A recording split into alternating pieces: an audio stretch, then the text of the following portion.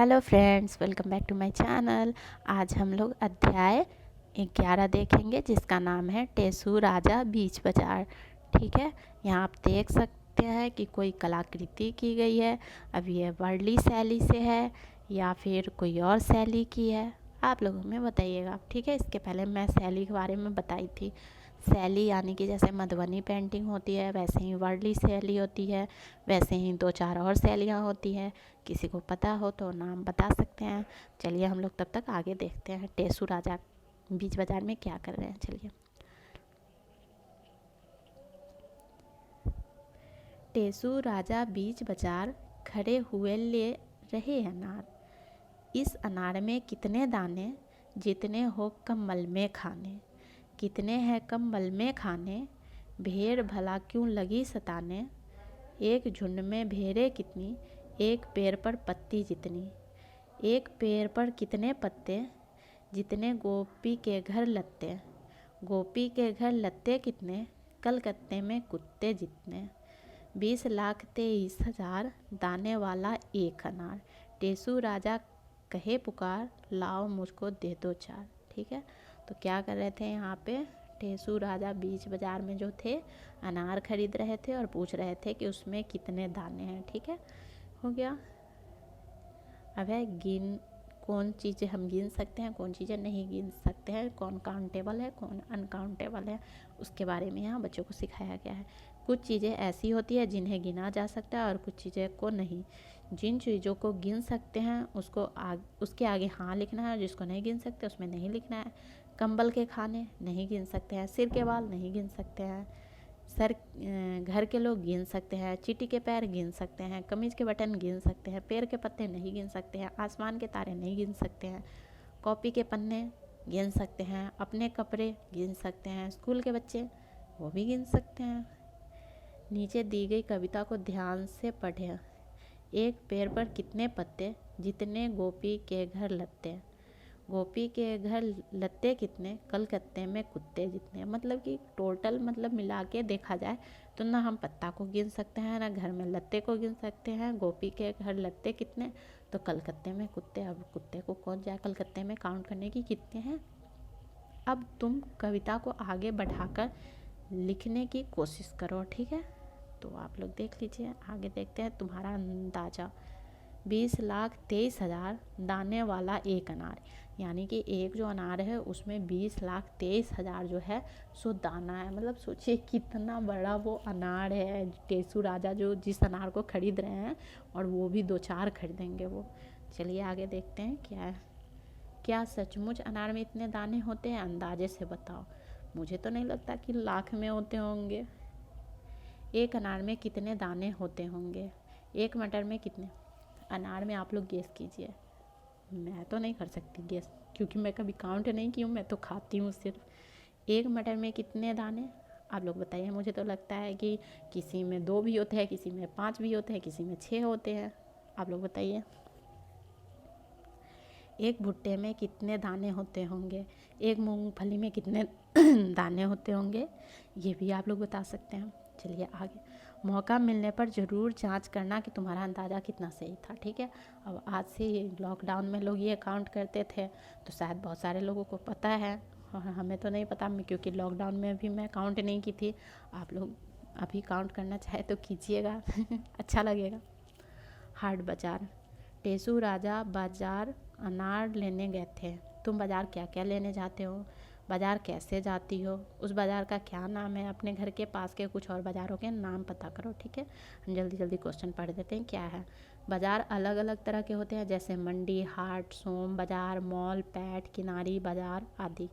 कक्षा में बात करो कि इन सब बाज़ारों में क्या अंतर है, तुम्हारे घर के पास में किस तरह के बाज़ार हैं।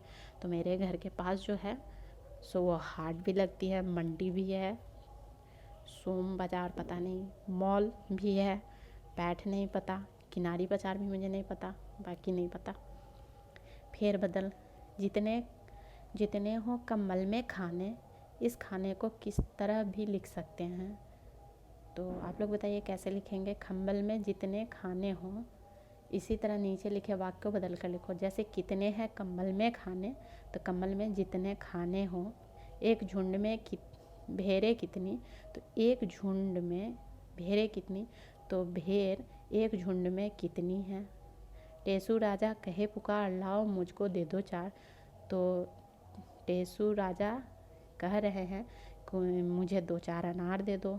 फूलों से बनाओ होली के रंग, तो होली के रंग बनाओ फूलों से। सेंटेंस को बदल के लिखना है। चलिए आगे। किसके नाम, टेसू राजा बीच बाजार खड़े हुए ले रहे अनार। अनार, आम, अमरूद, पपीता ये सब फलों के नाम हैं। बताओ ये सब किसके नाम हैं। कोलकाता, दिल्ली, भोपाल। किसी को पता है या नहीं पता है? पता है या नहीं पता है? तो जिसे नहीं पता है वो भी बताइए, जिसको पता है वो भी बताइए। भेड़, बकरी, हाथी, कमीज, कुर्ता, साड़ी, मोर, कबूतर, उल्लू, आलू, बैगन, भिंडी। ठीक है, सबको पता है, बोलने की बात नहीं है, सबको सब कुछ पता है कि कौन सा राज्य है, कौन कपड़ा है, कौन सब्जी है, कौन क्या है। ठीक है, सबको पता है। बाजार, बाजार, इन शब्दों को बोलकर देखो। जा, जा और जा।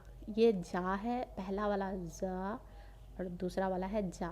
बोलने में अलग अलग लगते हैं, ठीक है, पर मेरे से नहीं बोला जाता है। मैं झूठ क्यों बोली, मेरे से ऐसे शब्द नहीं बोले जाते हैं।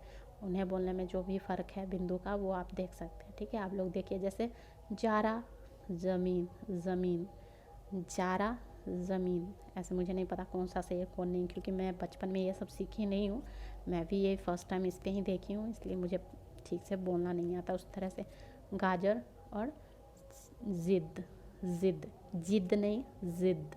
ठीक है, पर पता नहीं, गलत भी हो सकते हैं, मुझे नहीं पता। चलिए आगे। टेसू का कुछ और है। टेसुरा, टेसुरा घंटाड़ बजाइयो, 9 नगरी 10 गाँव बसइयो। बस गए तीतर बस गए मोड़, बूढ़ी डुकरिया ले गए चोर।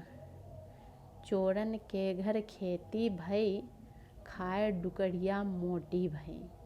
मोटी है के पिहर गई, पिहर में मिले भाई भौजाई, सबने मिलके दई बधाई। ठीक है, टेसू राजा वहाँ भी गया। चलिए आगे है, टेसू राजा के बारे में कुछ है वो भी देख लेते हैं। टेसू एक प्रसिद्ध उत्सव है और खेल है। यह दशहरे के दिनों में मनाया जाता है। इस त्यौहार में लड़कों की टोली टेसू लेकर घर घर जाती है और गाती है, टेसू आए घर के द्वार, खोलो रानी चंदन की वार। बांस की 3 खपच्चियों को बीच से बांधकर डमरू जैसे आकार में टेसू बनाया जाता है। इस आकृति के एक छोर की खपच्चियों पर टेसू का सिर तथा हाथ मिट्टी से बनाए जाते हैं, जबकि दूसरे छोरों पर 3 पैर बनाए जाते हैं। मिट्टी सूख जाने पर रंग से कान, आँख, नाक, मुंह तथा हाथ पैर की उंगलियां बनाई जाती हैं। हाथों पर या खपच्चियों के जोड़ पर दिया जलाया जाता है। टेसू बाजार में बना हुआ भी मिलता है। लोगों का टेसू के प्रति व्यवहार अलग अलग होता है। कुछ लोग अच्छी तरह स्वागत करते हैं, कुछ लोग दरवाज़ा ही नहीं खोलते। पर टेसू की फौज यानी लड़कों की टोली डटी रहती है। टोली के सदस्य बारी बारी से गीत गाते हैं, फिर भी अगर कोई दरवाज़ा न खोले तो अगले दिन आने का वादा करके आगे बढ़ जाते हैं। टेसू की फौज अधिक कुछ नहीं मांगती, बस थोड़ा सा अनाज, पैसे या दीपक में जलाने के लिए तेल। यह त्यौहार 5 दिन तक चलता है। शिक्षक टेसू के बारे में बच्चों के साथ बातचीत करें। बच्चों से घर में गाए जाने वाले लोक गीत भी सुने जा सकते हैं। अब ये नहीं मैं बता सकती हूँ कि ये टेसू कहाँ पे खेली जाती है, ये कहाँ की कहानियाँ हैं, मैं नहीं बता सकती हूँ।